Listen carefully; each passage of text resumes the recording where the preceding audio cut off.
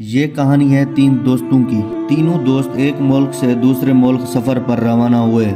راستے میں انہیں ایک غار دکھی اور انہوں نے سوچا کیوں نہ کچھ دیر اس غار میں آرام کیا جائے۔ اب رات بھی ہو چکی تھی۔ انہوں نے سوچا آج رات اس غار میں آرام کرتے ہیں اور صبح صبح اپنے سفر پر روانہ ہو جائیں گے۔ اور وہ تینوں آرام کرنے کے لیے اس غار میں چلے جاتے ہیں۔ لیکن قسمت نے ان پر ایک عجیب مصیبت نازل کر دی۔ مصیبت یہ آئی کہ ایک بڑی چٹان کے گرنے سے غار کا منہ بند ہو گیا اور وہ تینوں اس غار میں پھنس گئے۔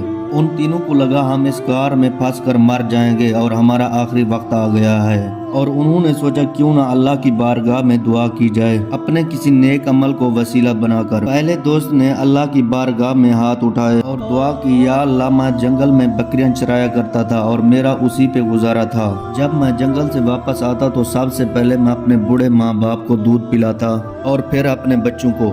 ایک دن میں جنگل سے دیر سے آیا تو میرے والد اور والدہ سو چکے تھے۔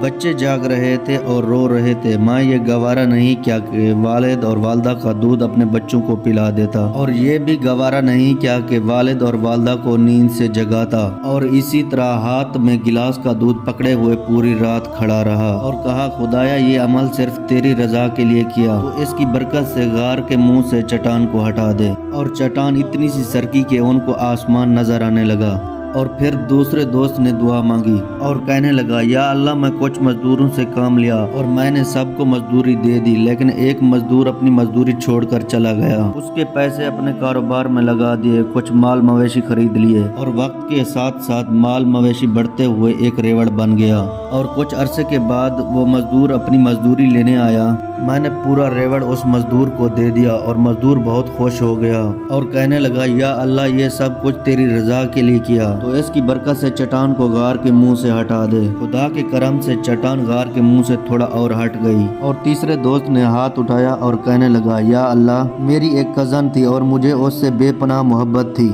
ایک دن میرے پاس آئی اور کہنے لگی مجھے پیسوں کی سخت ضرورت ہے، لیکن میں نے کہا میں پیسے تو تجھے دے دوں گا لیکن تجھے میرے ساتھ غلط کام کرنا ہوگا۔ میری کزن بھی مجبوری کی وجہ سے میری بات مان گئی۔ پھر جب میں اپنی ضرورت کو پورا کرنے کے لیے اس کے پاس جانے لگا تو اس نے کہا خدا سے ڈرو، ایک بار پھر سوچ لو۔ یا اللہ اس وقت میں ڈر گیا اور مجھے اللہ کا خوف آ گیا۔ اس وقت میرے پاس موقع بھی تھا اور اختیار بھی تھا۔ یا اللہ یہ سب کچھ تیری رضا کے لیے کیا، اسی برکت کے صدقے چٹان کو غار کے منہ سے ہٹا دے۔ اور اللہ تعالیٰ نے چٹان کو غار کے منہ سے ہٹا دیا اور تینوں کی جان بچ گئی۔ تو دوستو اللہ کے آگے ہاتھ پھیلانے سے اللہ کس طرح مدد کرتا ہے تو آپ نے اس ویڈیو میں دیکھ لیا۔